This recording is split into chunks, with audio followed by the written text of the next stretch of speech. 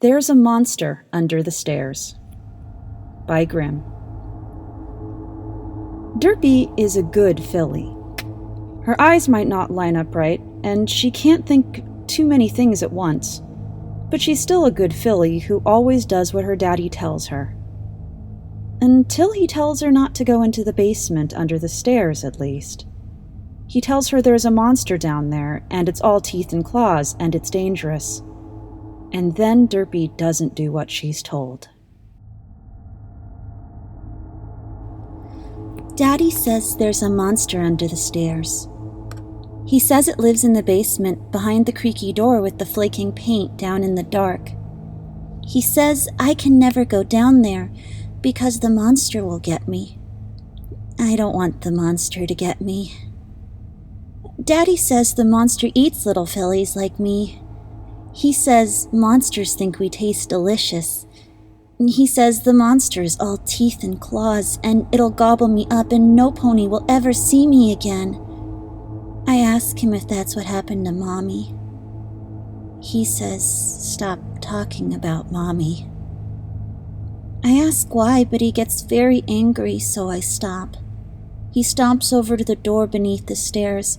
I say, aren't you scared of the monster? But he doesn't say anything. He just goes down the old wooden steps into the dark. I'm scared the monster is going to eat him. Daddy is big and strong, sometimes a bit scary too, but not as scary as a monster. But Daddy isn't a little filly, so maybe he's not as delicious.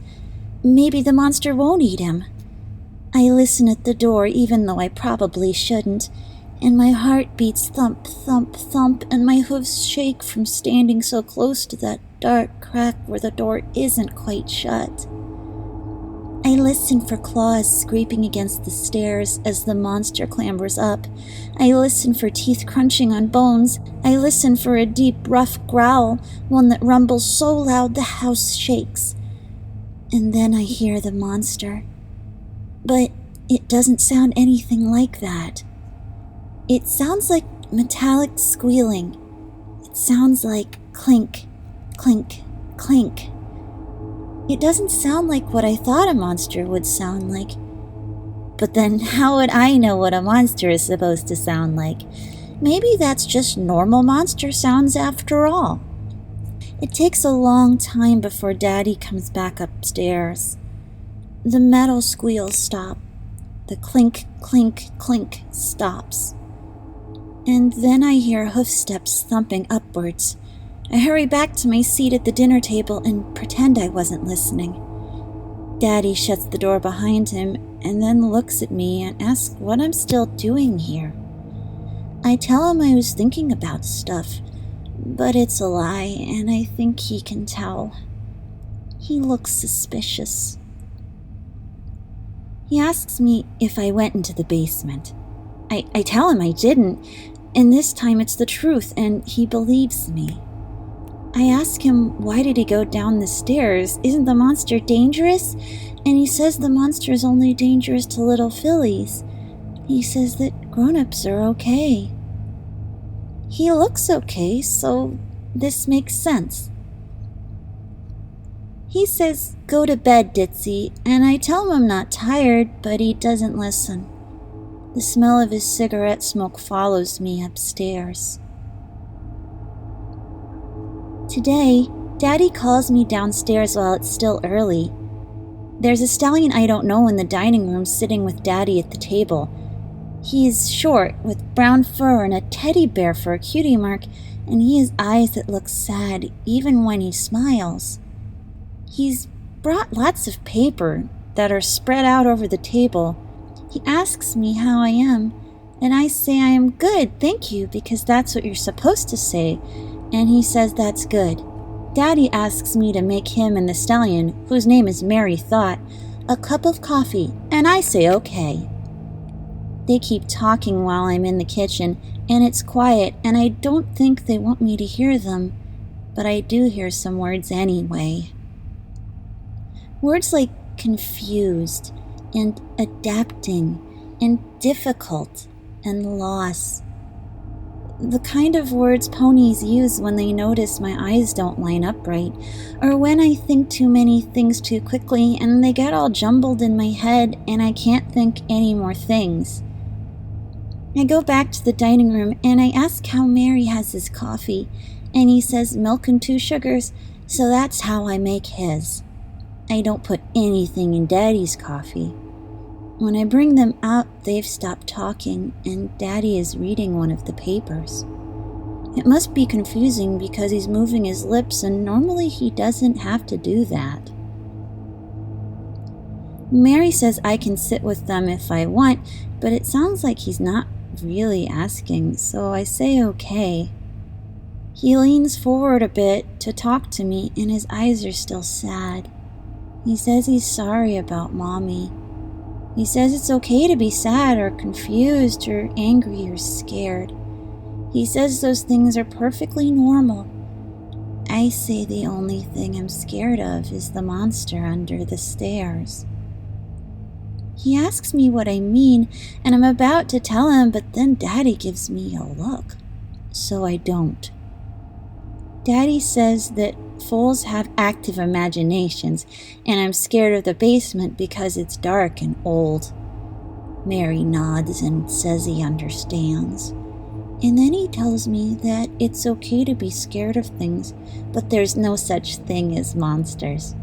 I tell him there is, and it makes a clink sound, and he laughs. I decide to stop telling him about the monster. Afterwards, Mary writes some things down on a piece of paper, but he doesn't let me see what he writes. He doesn't let Daddy see either, even though I can tell Daddy wants to. And then Mary tucks it away under his briefcase, and Daddy scribbles on another bit of paper, and he puts that away too. Before Mary leaves, he takes out a small bear from his briefcase and gives it to me. The bear is blue and has little buttons for eyes. Mary says the bear's name is Fluff, and he's not afraid of monsters. He says Fluff will protect me from the monster under the stairs. I say thank you. I like Fluff already. He is soft and smells of cinnamon. After Mary is gone, Daddy looks at me and his voice grows low, and he asks me how I knew the monster makes a clink sound, and I realize I have made a mistake. I tell him that I heard it when I was standing by the door, which is the truth, and he looks very angry, but he's trying not to be. He says that I shouldn't listen to the monster because it might try and lure me down there, and then it will eat me. He says I shouldn't tell ponies about the monster because it will scare them. I say Mary didn't seem very scared, and then Daddy hits the table really hard and it makes me jump. He says please just listen to him, and I say okay. And he says good girl. I hug Fluff, and Daddy goes to take a sip of his coffee, but it's gotten cold. It's dark when I wake up. I don't like being awake in the middle of the night dark. It's a different kind of dark to going to bed dark.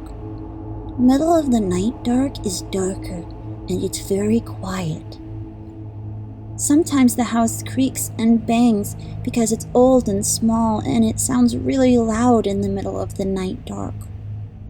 I wonder if the creaks woke me up. They do sometimes, so I hug Fluff close, and I listen, and I don't hear any creaks. But I do hear Daddy snoring. It's hard to hear because his door is closed, and so is mine, but it's still loud enough that I can hear it. It sounds like a buzzsaw. I snuggle back into the pillow and try to sleep, but then I hear a different noise. It's not a creak or a bang or Daddy's snoring. It's a faraway thump. Sounds like some pony has dropped something on the floor downstairs. I hug Fluff even tighter and tell myself that it's just the house making noise, even though I've never heard the house make that noise before. And then it happens again and again, and I don't think it's the house anymore. I open my door and step out into the small landing outside. Daddy's snores are louder now, so I know the thump hasn't woken him up. I don't think I should wake him up either, because he really doesn't like it. Waking up is scarier than whatever is making the thump noise. But it's okay, because I have Fluff with me, and he will protect me. Mary told me he would. I don't think Mary would lie about something this important. I'm going down the stairs when the thump happens again, and suddenly every part of me feels really cold, like I just fell in a river full of ice. The thump is coming from under the stairs, where the monster is. It's muffled because it's a long way down and the flaky paint door to the basement is closed, but as I stand there it happens again, and it's definitely below me. My legs shake a bit, and the stairs are steep and narrow, and I don't want to fall, so I go down them quickly. But I miscount the steps in the dark because I'm distracted by the noise, and I think there is one more step than there is, and so I do a wrong kind of half step that makes me stomp against the dining room floorboards. The stomp is very loud. I freeze again and watch the flaky paint door, and I can hear my breathing is quick and short, and I feel like the door is going to burst open and the monster is going to come out with sharp teeth that go clink, clink, clink as they chomp together. But it doesn't. And then there's another thump, and I realize if I'm going to find out what's making the noise, I have to go in the basement. I don't want to go in the basement, but I have Fluff. Fluff will protect me. Fluff will keep me safe. When I open the basement door, I realize there's a worse dark than middle of the night dark, and it's basement in the middle of the night dark. I can only see the first 3 steps, and then it's too dark. I wouldn't be able to see what is making the thump, and there's no light in the basement. So I go to the kitchen and get a box of matches. Daddy says I'm not allowed to use them because I might burn myself, but I've watched him use them so many times to light his cigarettes that I won't. I go back to the stairs and strike another one of the matches, and an orange glow lights up the first 4 steps. It isn't bright, but it will be enough to find the thump. The thump hasn't happened for a while, but the monster has probably heard me by now, so it's stopped. Since Fluff will protect me, I'm going to ask the monster to stop making the thump noise so I can sleep. I hope it will understand me. The first match goes out when I'm about halfway down the stairs. These steps are even more rickety than the ones in the house, and since I can't see, I worry I'm going to fall down them. But I try to stay calm, and I get another match out of the box. Even when I get a match, it's really hard to light it because I can't see either hoof, but eventually I manage it. I'm careful to keep the flame away from Fluff so he doesn't burn. The basement dark continues for a lot of steps. There are no thumps or squeals or clinks. There's only my heartbeat and the squeal of the steps beneath me. I don't remember exactly how many steps there are down to the basement, but then instead of another step, I see the dusty basement floor. The match goes out just as I step off the final stair, and this time, it's much easier to light another match in the dark because I've done it once already.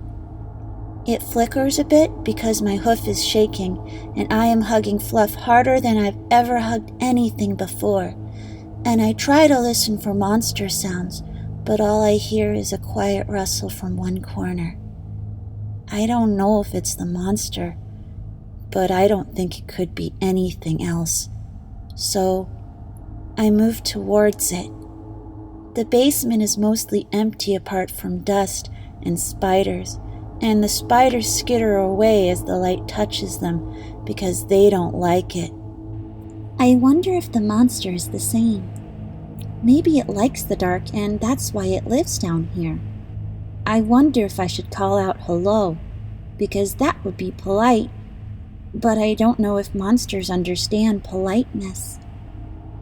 I take another step, and there's something that isn't dust or spiders at the edge of the light. It's a mattress, without any cover on, but I don't know what it's doing here. There is a nasty smell in the air that is sour and musty, but I don't know what that is either. I think the mattress is where the rustling was coming from, though, so I take another step. Something moves. A flash of eyes and fur and glinting shiny, and then the clink, clink, clink sound, and even though I'm holding Fluff, I scream and I make a mistake. I drop him. I drop the matches too, and the light goes out, and then I'm in the dark, and I'm all alone, and the monster is coming. I run. I can't see where I'm going, but I run even though my legs don't really do what I tell them, and I trip and I stumble. But I run, and I don't see the wall until there's a crunch that fills my entire head, and then there's nothing. My nose hurts. I'm on the ground, and it's cold and hard, and my nose hurts. I touch it gently, and it hurts even more, so I stop. My hoof is sticky after, and I think I must be bleeding. I hope the monster can't smell blood, although I think if it could, it would have already eaten me. But even though the monster hasn't eaten me, I am in trouble. It's too dark down here to see, and I don't know where I am anymore, and I don't know where Fluff and the matches are, and I don't know where the monster is either, and that's the worst thing. I climb to my hooves, and the world is spinny, and I almost fall back down again. I don't, but I stumble and my hoof stomps against the floor and the monster hears it. And then it talks. It calls out, "Hello," and the sound echoes. It says, "Are you still there?" I don't want to answer because it's probably a trick. The monster says, "Are you okay? I heard you ran into something." It doesn't sound like a monster. It doesn't growl or rumble or clink. It just sounds like a pony. I decide I have to say something. I'll be careful in case it's a trick, but I was going to talk to the monster anyway, so this is okay, even if it's scary. I say I'm sorry and I didn't mean to disturb it. I just heard the thump sound and I came to ask it to please stop because it's loud. The monster is quiet a moment. Then it asks me what my name is, and I say Ditzy, but most ponies call me Derpy. The monster asks me why they call me that, and I say because my eyes don't line up right, and I can't think too many things at once. It thinks for a moment, then asks which name I'd prefer. And I say I never really thought about before. It's just what ponies call me. The monster says its name is Sunbeam. I say that's a strange name for a monster, and the monster makes a strange sound like it's coughing, but not quite. It says it's not a monster, but I think this is part of the trick. I say I know it's a monster because Daddy told me so. And he also said I shouldn't listen to it because it would lie. The monster says it can prove it if I light another match.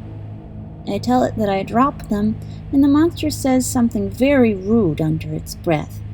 It starts clinking again, and I almost scream, but if I do, it will make it easier for the monster to find me in the dark.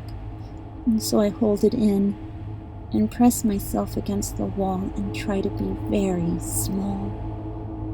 There is more clinking, and then a scrabbling noise against the floor, and then the monster says, "Gotcha," and there's a scritch sound, and then light as a match strikes against the floor.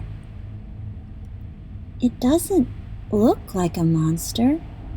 It looks like a mare with yellow fur and a light orange mane, but dirty and scruffy. It has wings like me, but one of them is at a crooked angle and doesn't look right. And also the monster has a big metal collar around its neck that glints. The monster says, "See, just a pony, not a monster." I think I believe her, but just in case, I go where I dropped the matches and search the ground until my hoof hits something soft.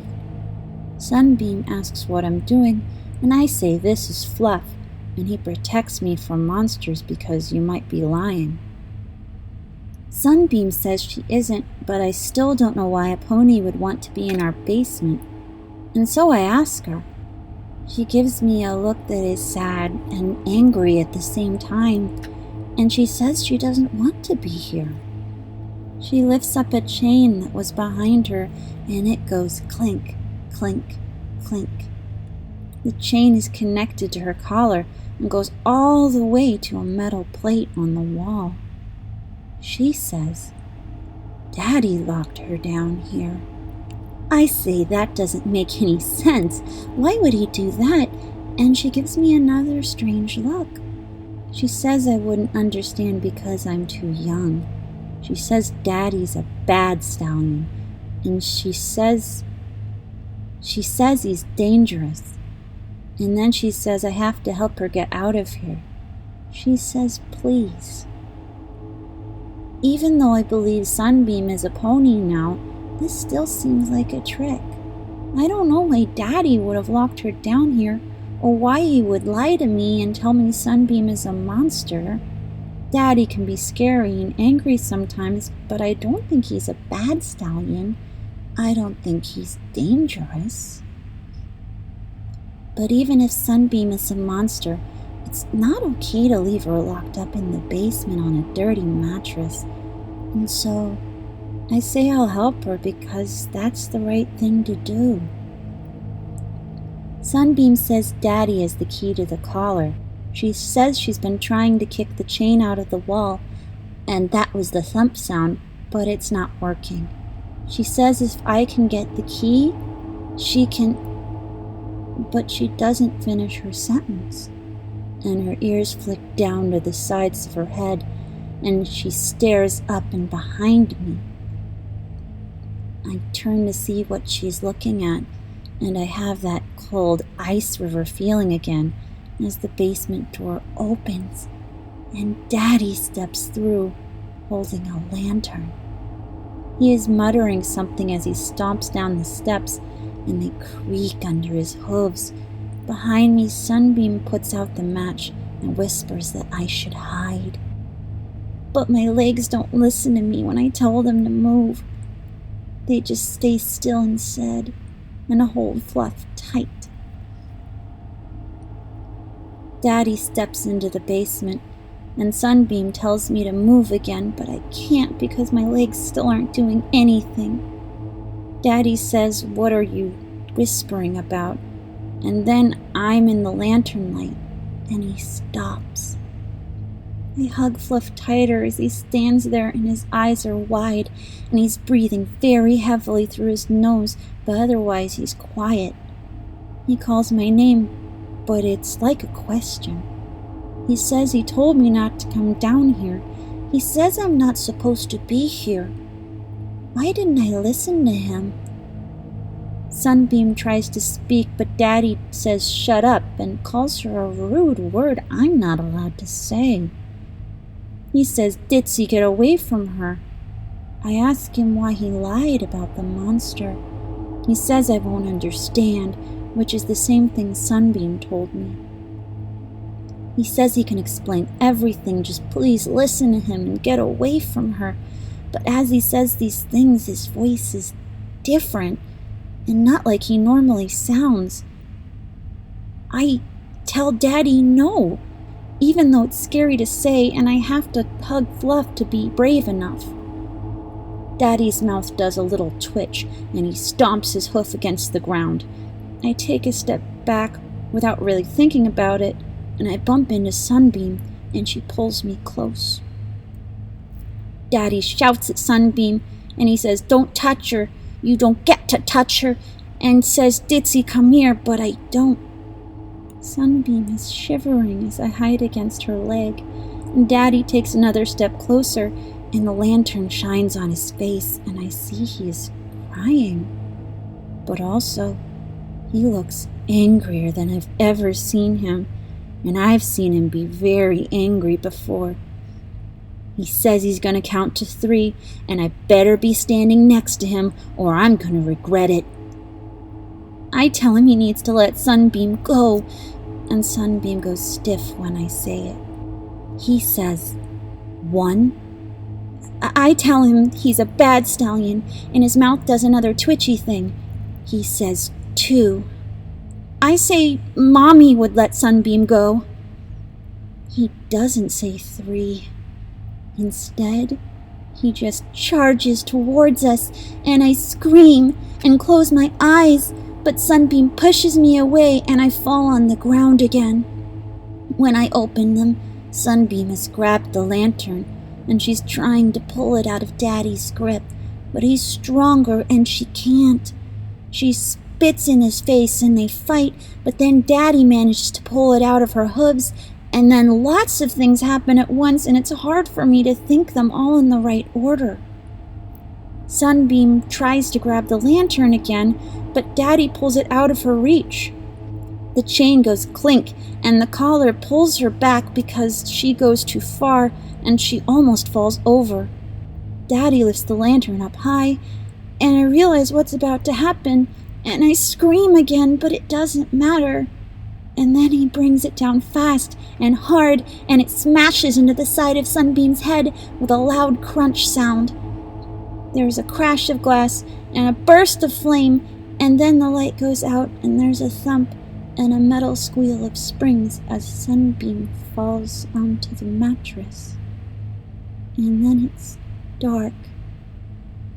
Daddy calls out my name in the dark, but I don't answer him. This time I make sure I know where the stairs are, and so I start to go towards them, being as quiet as I can.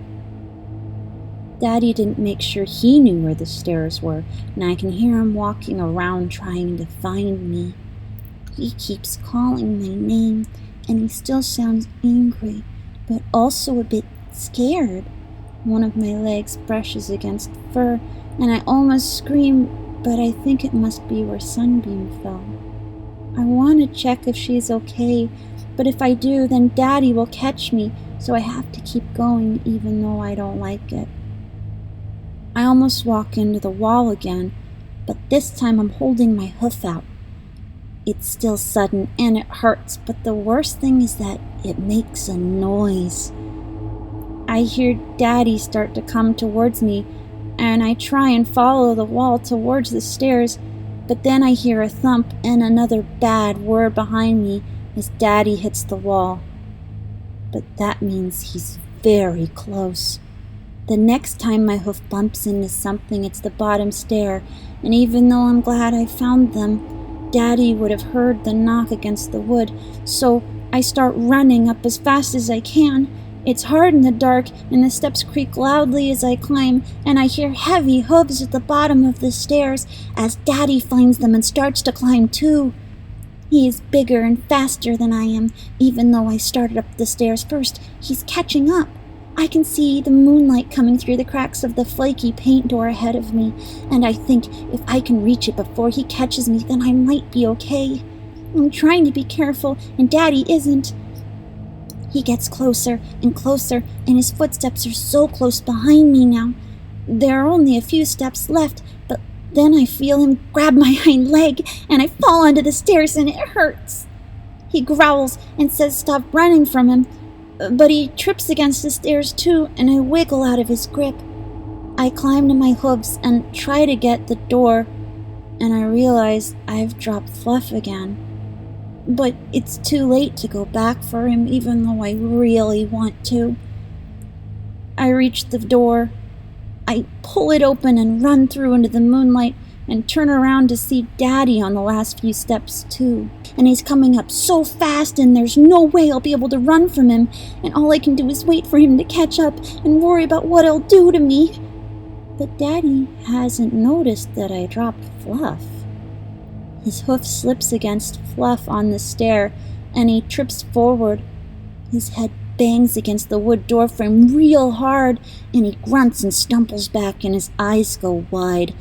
And then Daddy tumbles backwards down into the dark.